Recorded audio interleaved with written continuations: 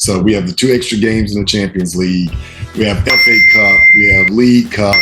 We'll need the players. So he will get plenty of minutes playing in that front line. How do you trade this player? How do you trade the other player? If you don't have all the money in the world, there has to be 1 or 2 things that will speak for you. That obviously Saka on the right side is still the primary attacking option. He will have his opportunities on the right side, on the left, down the middle.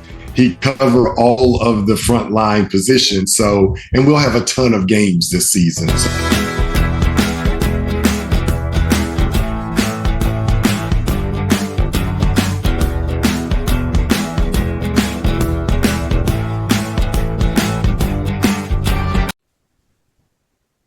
Transit TV, welcome back again. It's been a very, very busy day. If you're an Arsenal fan, if you're a football fan, if you're an EPL fan out there, transfer deadline day is usually very busy, very tense. And this time around, Fabricio, the popular transfer expert, warned us that it's going to be a lot of deals, a lot of surprises at this last day. And it happens so, especially Victor Osimhen, Sancho, Raheem Sterling, the latest development in Chelsea.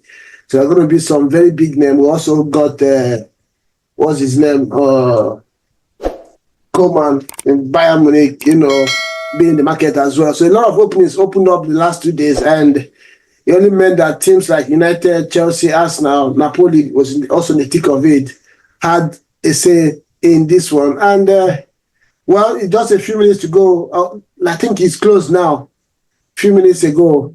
I have Kevin here with me from Arsenal perspective, to talk about the transfer this summer. Myself, being an Arsenal fan, I've been a little bit underwhelmed, but looking at it again, or reflecting at it, let me see what Kevin says. But Kevin, welcome to the show, bro. Thank you. It's a pleasure being here. Yeah, before we go into the details, let me ask you, on a scale of 1 to 10, how do you rate the transfer window for Arsenal? Scale of 1 to 10, I'd say a 7.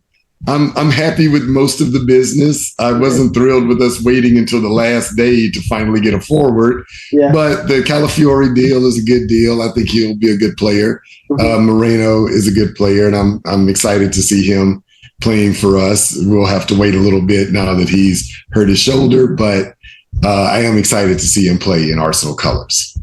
Yeah, for me, if I have to answer that question, I'm kind of the same place with the 7. I can even go 8. But the only problem I have with me is that 2 or 3 marks for me was very key. We'll find out at the end of the season, depending on where Arsenal finishes. So I'm around the same way too, because considering where we were at, the major players last season are all kept, and added 2 more good players. Yes, we would have wanted more. At the end of the season last year, I'm sure every Arsenal fan would have said we needed 3 players. In the defense, the midfield, and in the attack. Either as a winger or as a striker. But we didn't manage to do anything up front so far. I think Raheem Sterling is coming in, came in. But that wasn't what we were thinking by this time 3 months ago. But who knows? Jorginho, Kai Havertz have been a success lately, considering our deals with Chelsea in the past. Maybe he's going to follow suit in that. I don't know what you think about that. I think, I wasn't super thrilled about the Sterling deal initially, but I think he's better than nothing. And I think it was really important for us to get somebody in before the deadline day. So I'm okay with Sterling coming in. I think it's a loan. I don't know if the deal is finalized, but I think it's a loan. So at the end of the year, he can go back to Chelsea. There'll be his problem. And we can go again for either Benjamin Sesko or another target they've identified as being that final piece for the forward line. Yeah. I think Arsenal was actually asking for permanent transfer, but terminate his contract. We'll talk with him, deal with it, whatever we agree is our business. But Chelsea was adamant that they didn't want to lose out on Sterling. I think he was ready to take a pay cut to come to Arsenal on a permanent move. But Arsenal said, okay, we'll sign you, but you have to terminate the contract with Chelsea. We don't want to pay any money upfront to Chelsea, then we can deal with you. But eventually, I think he came to loan. I don't know what eventually, in the next few hours, we'll find the details of that deal and we can go for, just like you said, Sterling, for me, it all depends on his mindset. If he comes with a vintage mindset, then it will work out. Like, hey, I'm not finished. Just you think I'm done? Okay, I'm going to show you guys that I still have a lot to offer at the highest level. Then Arsenal has a good deal out there. But if he goes with, man, I've done it, or this is just for me to relax, then it's a big problem.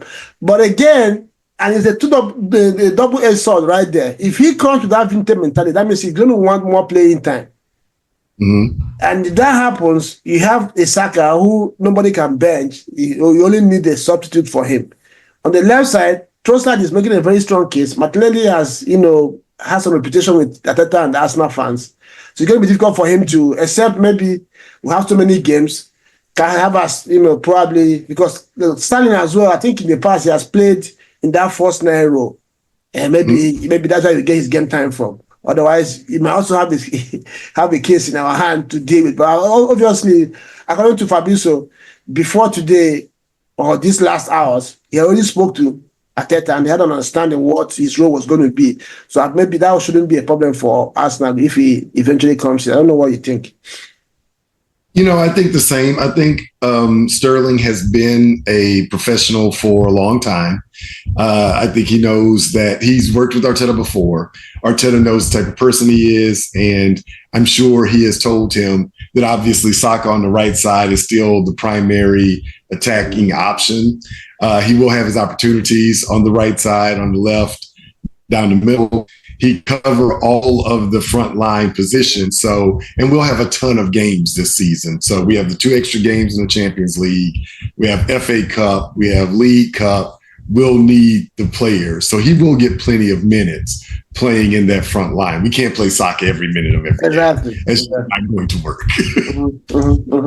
Yeah, I agree with you. Another thing that yesterday, when the news for Ramsey broke, I was livid, or 2 days ago, I was livid. And I don't know if you saw the video I made. I was like, Arsenal needs to go and learn from Chelsea on how to sell players that we don't even need. How are you going to sell Ramsey for 18 million? Then the add-ons, they say achievable add-ons, take it 24 million. Achievable, but he's going to Bournemouth. Bournemouth can relegate tomorrow, and then you don't get all those add-ons. I was like, if you signed Ramsdale, total deal of 30 million 2 years ago, made him a better keeper, keeping a bigger team, gunning for English number 1. How do you take a hit and selling him? He has 4 years contract that he signed last year, so you're not under any pressure to sell. Why are you going to take that hit? So it was, for me, it was a big deal. But eventually, as the day rolled by, some of the details came out. There's a long clause. And my friend was saying, I'm talking to one of my mates, and he said, bro, I understand what you're saying, but do you want to keep a disgruntled element in your squad, considering what we are building? I said, you have to find a way around. I don't know what you think about the Ramsdale deal. I wasn't super thrilled with it. I think we could have held out for more. But I think it was an issue where you eventually do have to move on from the player, and you don't necessarily want a disgruntled player in your squad. But we should have gotten more for Ramsdale than we did. I mean, he is an English international. He is trying to usurp Pickford for the number 1 spot for England. He was our number 1 keeper for 2 years. Mm-hmm. It's not like he lost his spot because he became a poor keeper. Exactly. He just upgraded that spot. So I think we should have been able to hold out for a little bit more for Ramsdale.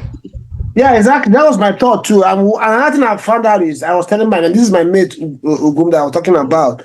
I was telling him that Arsenal has gone into this culture where we try to do our players a favor even when they want to leave. Benelo, for instance, when Benelo left, we had a bigger offer from another club outside of London. But because he preferred Fulham, we let him go to Fulham for 10 million. And so I was of the opinion that Arsenal needs to stop this culture. If it's time to go, get the best deal for everybody, not just for the player.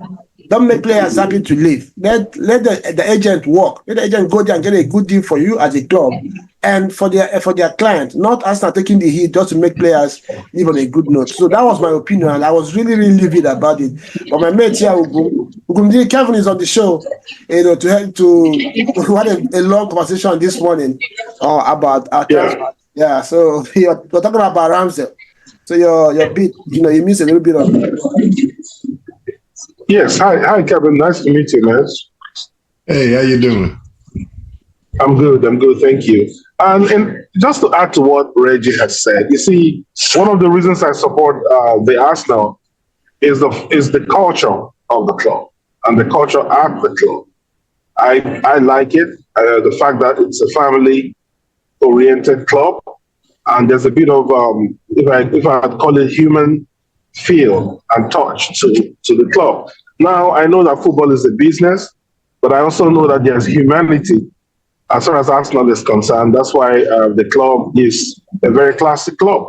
So when these situations arise, they always do their best to take care of their own. And believe it or not, somewhere down the line, it comes back to play, especially when you're growing as a club and you want to attract top players. You want to attract players that are in demand by other clubs. Then certain things will start to make you stand out. They're going to ask questions. How did you trade this player? How did you trade the other player? If you don't have all the money in the world, there has to be one or two things that will speak for you when you are, trying to attract a player. So the way that we handle the Ramsdale situation, we may have lost a couple of millions of pounds, but the fact is that we treated the guy properly. We treated the guy as someone that the club values and as someone that the club appreciates what he's done for the club. So what you've lost as far as money is concerned, you gain as far as reputation, as far as humanity, as far as future value you will get in the transfer market when you're looking for other players. So that's just how I feel about it. Yeah, well, I get that. Kevin, do you have anything to say to that before we move on? I think it's a good point. I do agree that we should treat our players with respect and humanity. But I also think we should try and extract as much value as possible for them. So I agree to that as well. Yes.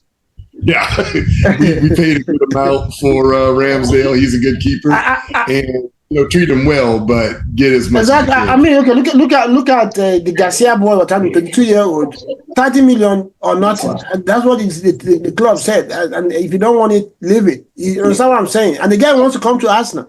So now what we're doing is to go get a loan for Neto and maybe go back again at the next year's summer. So sometimes you need to hold that. Especially when you have a leverage of 4-year contract with the player, you don't have to. You're not under pressure.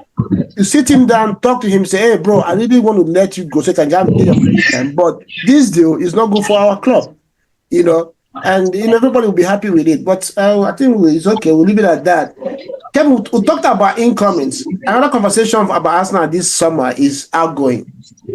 Now, I think Chris Nelson, they were running behind time to conclude the paper. I don't know if he pulled through with that deal. We'll find out in the next few hours. If Chris Nelson left, Eddie left, and ESR left, Abidora went to Porto on loan, probably come back, or from there they will sell him. Sabila Konga went on loan, obligation to buy. Bruno Tavares left on loan, obligation to buy. Looking at all this, where do you place Arsenal in that regard? How do you play those transactions? For you, a scale of 1 to 10, and what do you think is the benefit of doing all this? I think we did pretty good on the sales side. We got some good fees for a couple of our players. The Nketiah deal, I think, was a good deal, considering he primarily comes off the bench for us. Mm-hmm. The ESR deal was a good deal. With his fitness issues, I'm very happy with both of those deals. Mm-hmm. Reece Nelson, I'm fine with him going on loan. I would have preferred a sale, but couldn't get anything over the line that last day. With all of the outgoings, the squad is lean, but all of the players are contributors. I don't think we have anybody just along for the ride right now. Everybody is ready to play. Exactly. That's where I was going to see if you're going to go there, because we had this conversation this morning with my mate as well. I said, wait a minute. Yeah, you can rant all you want to rant, but look at it this way. All these players that have been let go, they're not really doing anything for the team last season.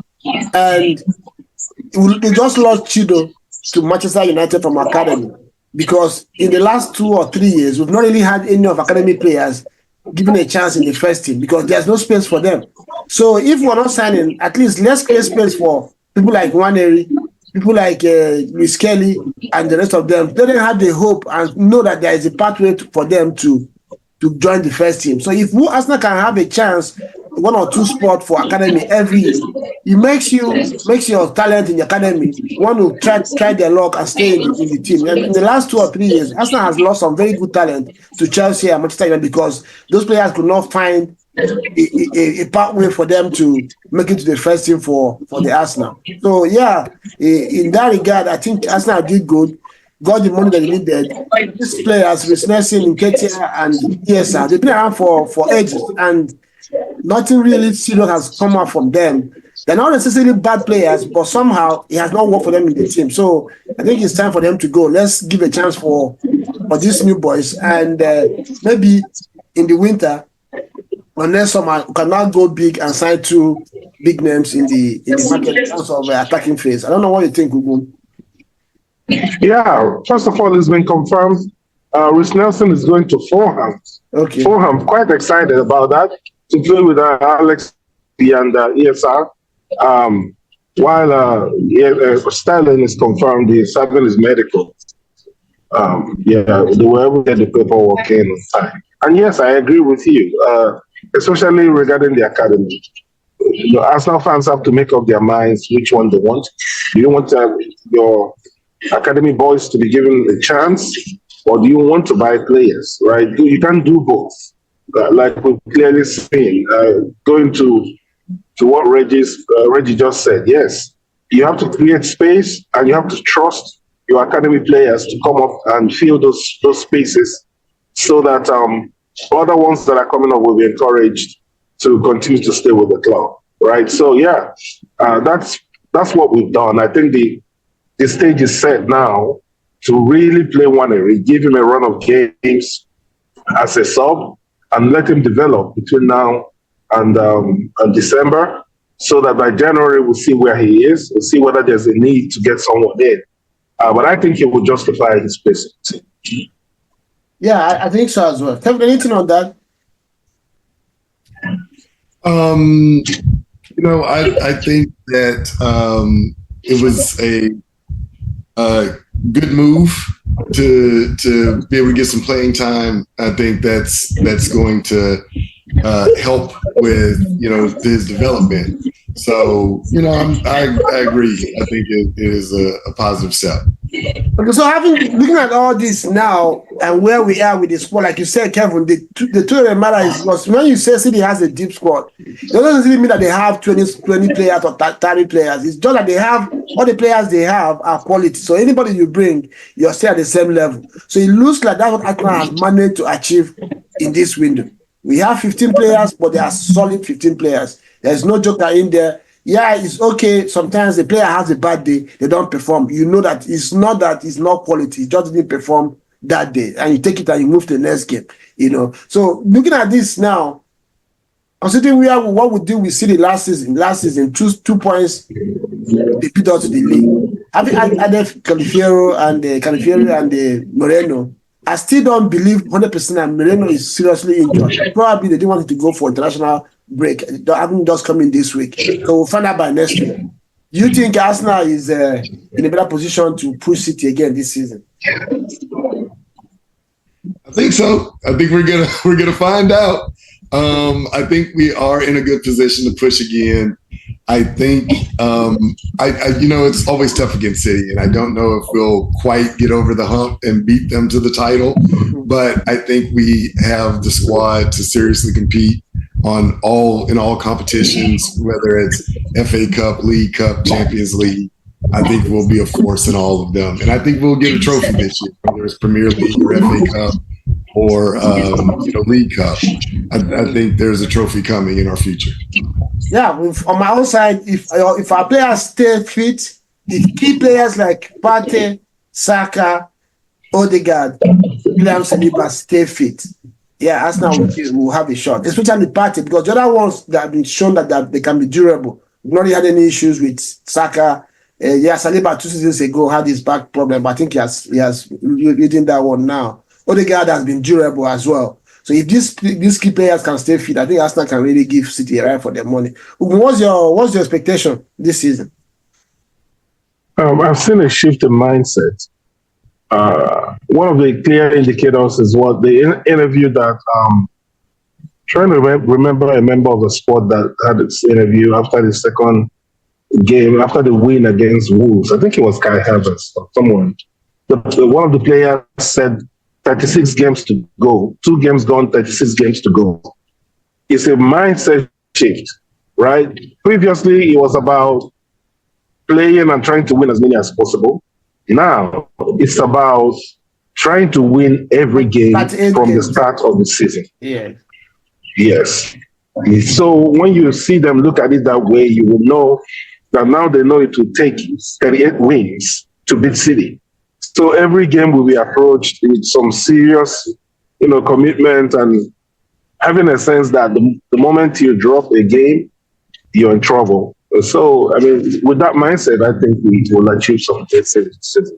Yeah, I agree with you. Our viewers, don't forget to subscribe if you've not done so. Like and share this video, and let us also know in the comment section what you think about the transfer for Arsenal this season. Do you think it was a good one? Kevin rates it 7/10. I'm between 7 and 8/10. Ugum, I think, is on the same scale as well. And if you go for an exam and score 8/10, I don't think he did badly, though it's not 100%, but it's not a bad one. So let us know what you think, and we'll see what happens at the end of the season.